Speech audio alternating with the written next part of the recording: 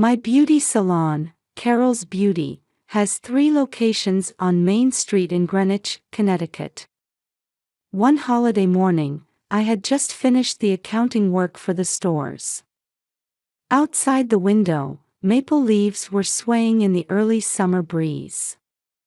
While tucking my shoulder-length brown hair behind my ear, I reviewed the last page of the financial statements. "Mom, how does my hair look?" In front of the salon's large mirror, my daughter Emma showed me her innocent smile. Her brown hair, similar to mine, falls in soft waves. I noticed that even though she had just turned 10, she was already nearly as tall as my shoulder. Her Greenwich private school uniform was impeccably neat, even though it was the weekend. "It looks lovely, Emma. Did Jessica braid it for you?" At my words, Jessica, our veteran stylist, gave a gentle smile.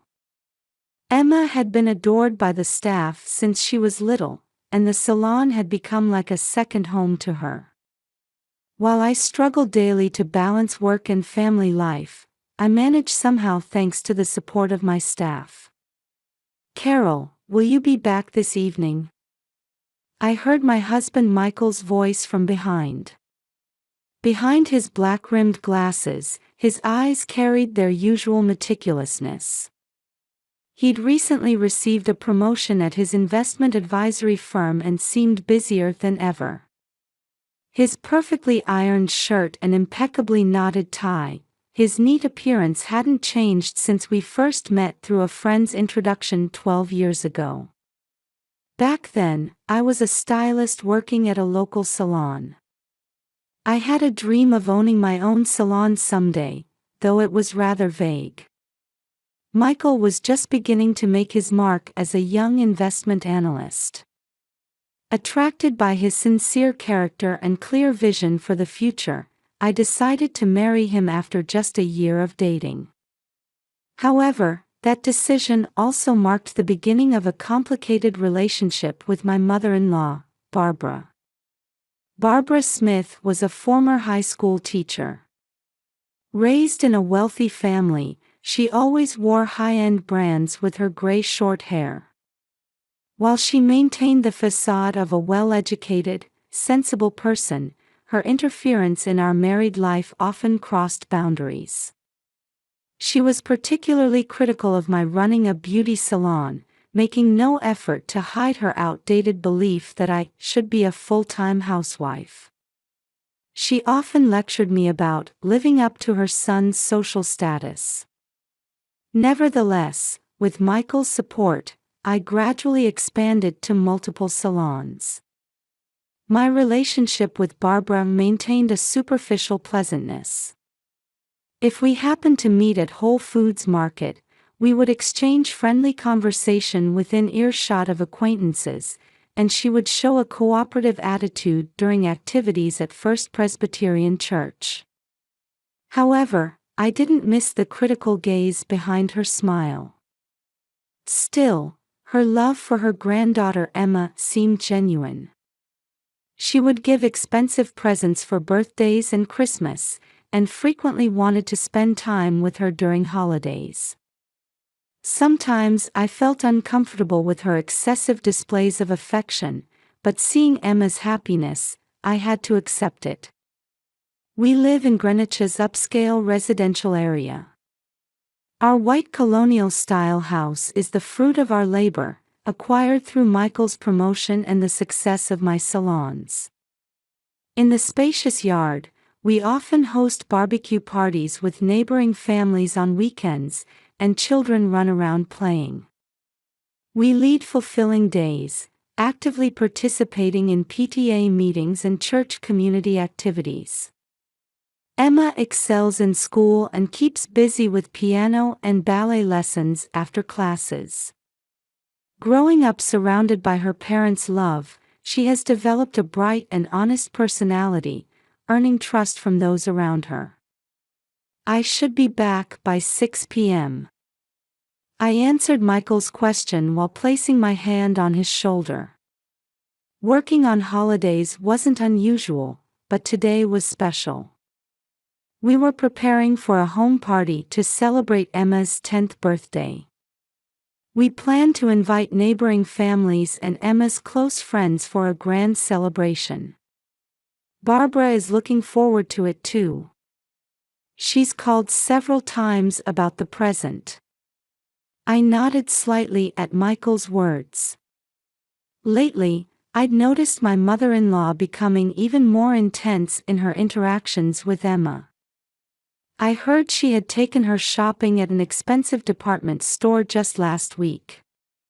This was an unusually lavish outing for Barbara, who typically emphasized the importance of an education-focused upbringing. "Mom, Grandma's been acting strange lately," Emma had mumbled one night. When I tried to learn more, she would just say, "It's nothing," and change the subject. Perhaps she sensed something about her grandmother's gifts. My usually bright and straightforward daughter had been showing increasingly evasive behavior. Outside the window, the early summer sunlight was turning the maple leaves golden. At that moment, I couldn't have imagined how our peaceful daily life was about to be dramatically shaken. At 3 p.m. as planned, neighboring families and Emma's friends began gathering in our yard. Colorful balloons swayed in front of our white colonial house under the gentle June sunshine. Michael started preparing the barbecue grill with his friend Tom, and the charcoal's savory aroma wafted on the early summer breeze. "Carol, need any help?" Jennifer, our next-door neighbor, called out while bringing her homemade potato salad. We had become close after Emma and her daughter Kate became classmates at Greenwich Private School. She often helps me with PTA activities too. "Thank you. Could you help me set up the dessert table?" I pointed to the birthday cake I was finishing in the kitchen. Pink sugar roses were carefully arranged on top of the white frosting. The number 10 candles were still waiting in their box. Children had already started running around in the yard, their laughter ringing pleasantly. Emma was playing on the swing with her best friends Kate and Sarah, wearing a light blue dress. The hairstyle Jessica had done for her that morning swayed with each bounce. "Everyone, hungry? The burgers are ready." At Michael's call, the children rushed to the barbecue corner at once. Like a typical weekend father, he had changed from his usual meticulous suit into a casual polo shirt. Yet his eyes behind the black-rimmed glasses still held their usual seriousness. "Oh, sorry I'm late." Barbara arrived at that moment. Her gray short hair was perfectly styled, and her Chanel dress embodied the dignity of a former teacher. She was carrying a shopping bag from a luxury brand. "Grandma." As Emma ran over, Barbara beamed with a broad smile. Her love for her granddaughter at least seemed genuine. However, remembering her recent behavior, a small worry spread in my chest. By 5 p.m., the party was in full swing. The garden tables were laden with dishes brought by neighboring families, and the adults were enjoying pleasant conversation. The children were running around, chasing balloons and playing hide and seek. "Time for cake." At my voice, everyone gathered around the main table. The 10 candles were lit, and "Happy Birthday to You" echoed through the garden. Emma's eyes sparkled in the candlelight. "Emma, congratulations. Now, it's time for presents." After cutting the cake, Barbara was the first to stand up. From her luxury brand shopping bag, she took out a deep red box with a small jewelry store logo. Oh my! When the box was opened, the adults let out a collective gasp. A cute pink gold watch. Small diamonds sparkled on the face, and from the brand name alone, it was clearly quite expensive.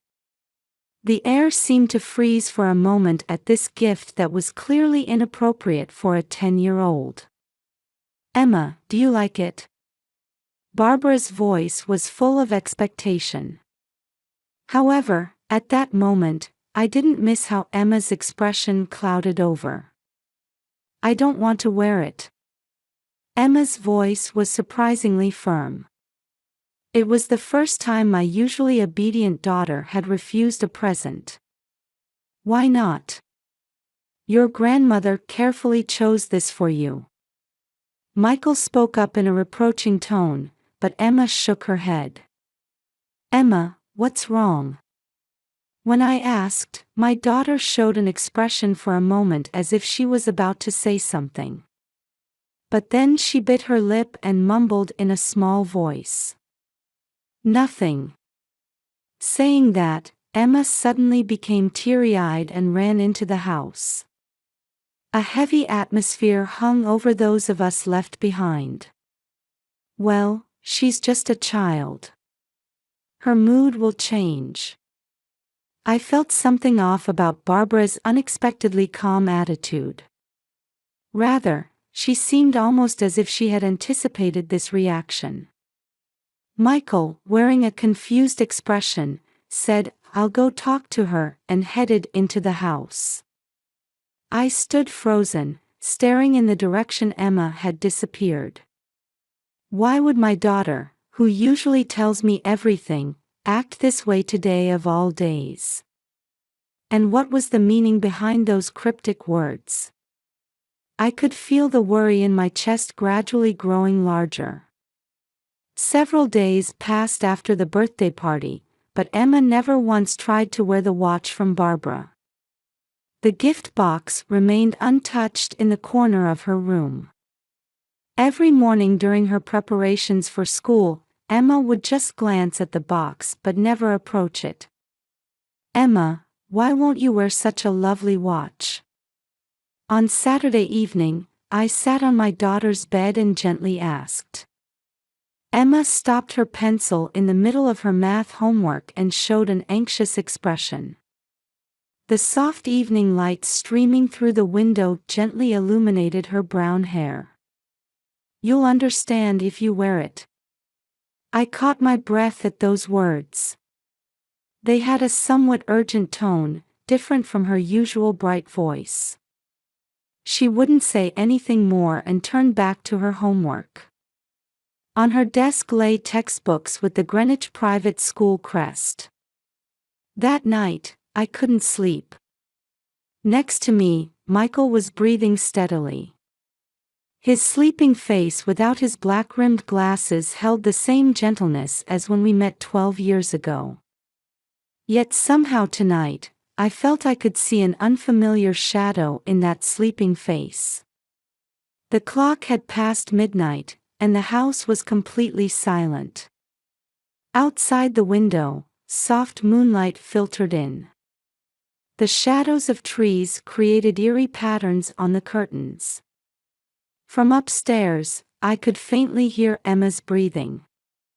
I quietly slipped out of bed and put on my slippers to head downstairs. Carefully stepping one by one down the old stairs to avoid creaking, I made my way down.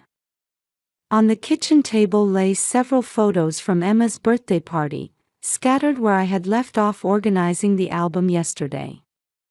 Among them, I noticed a photo of Barbara giving Emma the watch. Emma's clouded expression was clearly visible even in the photograph. And in Barbara's smiling face behind her, I could sense something calculating. Using my phone's flashlight function, I quietly retrieved the watch from Emma's room. Looking at my daughter's sleeping face, I felt my chest tighten. I took the watch out of its deep red box and placed it on the kitchen table. In the moonlight and flashlight's beam, the pink gold surface gleamed mysteriously. When I picked it up, it certainly had the weight of a luxury item.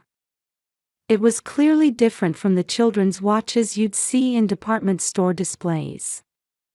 But beyond that, something felt off. Staring at the back cover, I recalled my daughter's words. "You'll understand if you wear it." What did those words mean? Remembering what I'd learned from a friend who repairs watches, I nervously touched the back cover. To my surprise, it opened quite easily.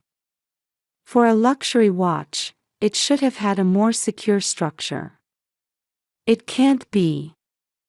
When I brought the flashlight closer, there was clearly a small electronic device embedded there, different from the watch's mechanical parts. My hand started trembling. Was this a listening device?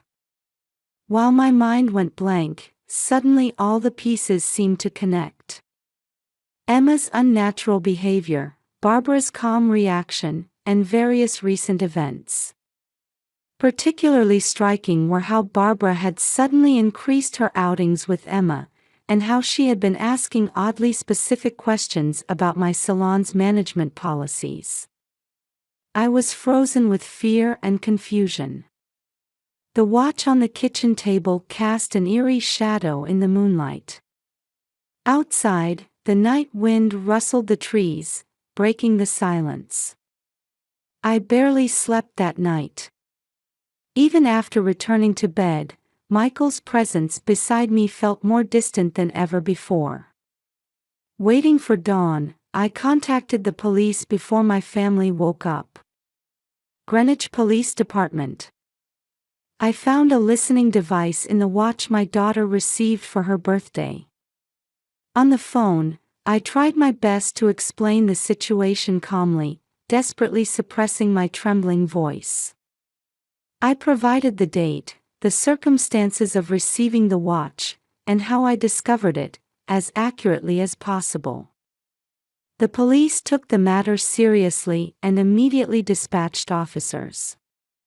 2 uniformed officers arrived at our house while the morning mist still hung in the air. The watch was carefully handled as evidence, and detailed questioning began.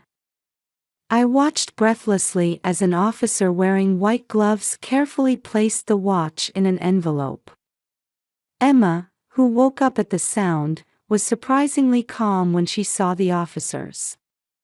Rather, she seemed to show an expression of relief. When she came down the stairs in her usual light blue pajamas, her face showed a peace I hadn't seen in a while. "Emma, did you know about the watch?" To my question, my daughter gave a small nod. Tears glistened in her eyes. She immediately ran to me and held me tightly. Feeling her small body trembling, I felt my heart would break. Michael's behavior, on the other hand, was clearly strange. When informed of the situation, he became excessively agitated and immediately tried to call his mother. His usual meticulous demeanor had completely vanished, replaced by a panicked state. "Wait, this must be some misunderstanding. Mother would never do such a thing." There was no need to contact the police. Michael spoke frantically and showed an uncooperative attitude toward the police investigation. His behavior was unimaginable from his usually calm and meticulous self. Sweat beaded on his forehead, and he couldn't hide the trembling in his hands. As the sun began to rise, warm light streamed into the house. However, that light also sharply revealed the dark shadows we hadn't known existed in our family. Photos from Emma's birthday party still lay scattered on the kitchen table. The photos of our family smiling happily now felt like they were from an ironically distant past. The police investigation progressed surprisingly quickly. The listening device found in the watch was a high-performance device using the latest technology, capable of clearly recording conversations. The recorded data was automatically uploaded to the cloud, allowing conversations to be listened to anytime, anywhere. However, this was just the entrance to a terrifying truth. "Mrs. Smith, do you have a moment?" A female detective from Greenwich Police spoke to me with a grave expression. In a small interview room at the police station. Sunlight streaming through the window illuminated the stack of documents on the table. My hands were trembling, and I felt as if I were in a nightmare. "We've finished interviewing suspect Michael Smith. The situation is far more serious than we initially suspected." The stack of documents handed to me. There, facts were recorded that would shatter in an instant the trust built over 12 years of marriage. Each page I turned revealed new shocks. Michael had hidden debts exceeding $1 million. Failed investments and gambling addiction. Contrary to his outwardly meticulous attitude, he had been living a double life. Huge losses at luxury casinos, failures in high-risk investments, and ever-growing debt figures. Unbelievable numbers were lined up there. Even more shocking was his affair with a colleague at the investment firm, Jennifer Roberts, who had joined the company 2 years ago as Michael's subordinate. They were already engaged and had planned their new life together after his divorce from me. The wiretapping appears to have been planned for about half a year. Concrete preparations began around last December. The detective's voice seemed to come from far away. Michael and his mother Barbara had been targeting the revenue from my business expansion. This happened just as Carol's Beauty had opened its third location and plans for a fourth were progressing. They had tried to use all my efforts for their own benefit. They were trying to record your conversations and gather unfavorable evidence to gain an advantage in the divorce property settlement. This is what suspect Michael has stated in questioning. The detective read from the documents. "My wife's business became too successful, and my position became precarious. I intended to demand control of the salons in the divorce. Mother never liked her from the start and supported my plan. I felt guilty about using Emma, but there was no other way. They were particularly targeting business confidential information and emotional content discussed in personal conversations. Barbara's involvement was also revealed in detail. Not only did she know about her son's debts, but she had actively participated in the plan. Her long-standing aversion to me had been the driving force. Not suitable for my son's social status. That's what she stated in questioning. Was it her pride as a former high school teacher and her sense of belonging to the upper class that drove her this far? What was most unforgivable was their attempt to use Emma. The idea of the watch with the listening device had come from Barbara.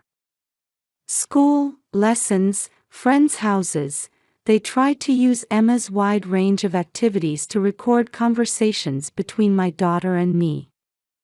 In particular, Barbara knew that I would take Emma with me to look at new locations before Carol's Beauty's new store opening, and she had been waiting for that opportunity. The cute design intended for children was perfect camouflage to avoid suspicion. The gleaming pink gold and small diamond decorations. A gift that no one would question for a 10th birthday. Thinking about the malice hidden behind it, I couldn't stop trembling.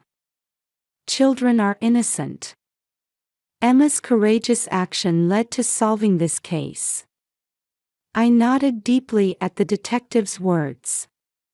Perhaps Emma had instinctively sensed the scheme behind her grandmother's abnormal affection. Her refusal of that watch must have been pure childlike intuition. Events unfolded rapidly. Michael was arrested for installing the listening device. Just before the police took him away, Michael turned to me and shouted, "Carol, please. This was all for you. Your business was doing too well, I just. His words made me feel nauseous. His appearance in police handcuffs was no longer that of the husband I knew. He was immediately fired from the investment firm, losing his position and reputation in an instant. Debt collectors descended like an avalanche once his loans became public. His mistress cut off all contact as soon as he was arrested. Barbara was also arrested as an accomplice. As she left the interrogation room, she stared at me and spitefully declared, "Someone of your status should never have married my son. A mere hairdresser." I was planning to give Emma an education worthy of our family lineage. Her arrogant attitude remained unchanged even after arrest. Her gray short hair was disheveled, and her luxury brand clothes looked out of place at the police station. After being released on bail, her position in Greenwich's social circles changed completely. The connections she had built over many years crumbled overnight, and friends and acquaintances turned their backs on her. She was no longer seen in the First Presbyterian Church community. Ironically, her twisted obsession with her son resulted in significantly depleting her own retirement assets. That night, Emma and I sat together on the living room sofa. Outside the window, the twilight sky was turning purple. My daughter's small hand tightly gripped mine. That warmth was my greatest comfort now. "Mom, we'll be okay." Emma's eyes held a strong light of determination. "Yes, things might be difficult from now on. But as long as we have this mother-daughter bond." I held my daughter tightly. Warm tears rolled down my cheeks. "Mom, let's bake cookies together again in our new house. Can I invite Kate too?" I couldn't help but smile at Emma's words. "Yes. This isn't an ending, but a new beginning." The next day, I met with a lawyer and immediately began preparing for divorce proceedings. Joseph Morgan is one of Greenwich's top specialists in his field. Naturally, I would retain custody of Emma. Since the evidence was clear-cut, he said we could proceed advantageously. As for the salon, I've decided to use this as an opportunity to aim for new developments. I decided to proceed with plans for the fourth location as scheduled. This incident might temporarily affect our reputation. But the trust we've built up won't be easily shaken. If anything, the support from my staff seems stronger than before. On the weekend, I went to look at a new property with Emma. It's a modest single-family home in a quiet residential area. There's a young maple tree planted in the yard, which will be beautifully green in spring. It's a small tree now, but I'm sure it will grow tall along with Emma. I love it here. I can see the garden from my room. Watching Emma happily run around the yard, I made a vow in my heart that I would definitely grasp happiness together with this child. Whatever difficulties might await us, we can overcome them. The summer sunlight made the maple leaves sparkle. It felt like the radiance of our new life. 3 months have passed since then. One October morning, as the maple leaves were beginning to turn red, Emma and I had just finished settling into our new home. A week after moving in, we'd finally emptied all the boxes, and our new house was starting to feel like home. "Mom, look. I can see the maple tree in the garden perfectly from my room." Emma peeked her face out from the second-floor window, waving happily. Her smile was regaining its former brightness day by day. The weekly counseling sessions have been more effective than expected. According to Dr. Brown, Emma is showing a remarkably positive attitude in dealing with her feelings. I'm glad I found the courage to talk to Mom then. I believed Mom would definitely protect me. When I heard she said this during counseling, I felt tears welling up. The divorce proceedings proceeded smoothly, with me securing custody of Emma. The property division was also settled in my favor due to the discovery of serious illegal wiretapping. Michael's compensation payment was also finalized. At Greenwich Private School, Emma continues to thrive. If anything, she seems even more cheerful in her friendships, as if a burden has been lifted. Emma seems really vibrant lately. I was truly happy when Kate's mother Jennifer said that.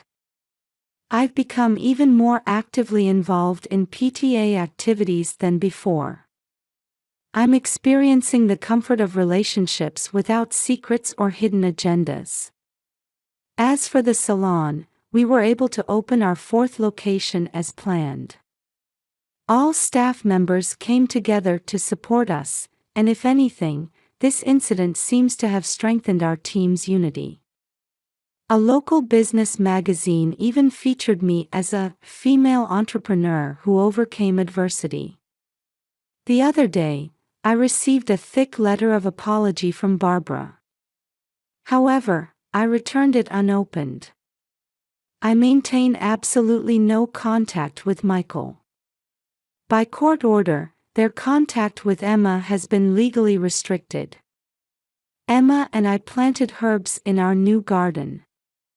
Thyme, rosemary, basil. By next spring, we'll have a small herb garden. While tilling the soil, I was thinking. Life sometimes takes unexpected turns.